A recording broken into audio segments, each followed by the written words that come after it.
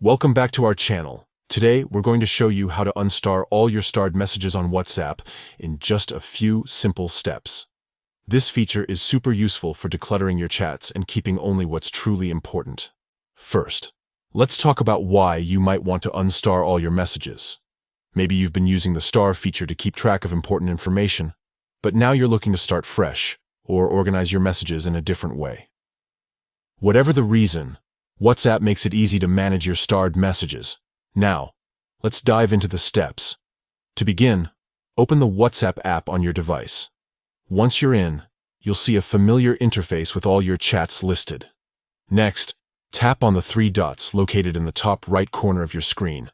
This will open a menu with several options. From this menu, select Starred Messages.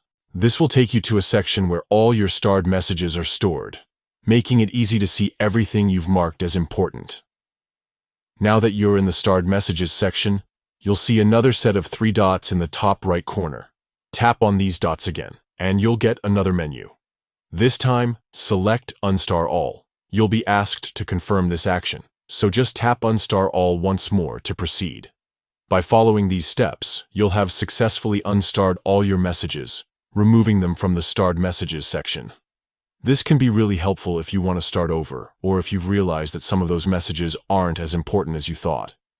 The star feature on WhatsApp is a great tool for keeping track of important information, but it's also nice to have the flexibility to manage those messages as needed. Whether you're looking to declutter or just reorganize, unstarred messages will no longer appear in your starred messages list, making it easier to focus on what really matters. Thanks for watching, and we hope this tutorial was helpful. If you have any questions or need more tips on using WhatsApp, feel free to leave them in the comments below.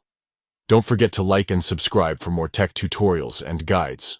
We'll see you in the next video.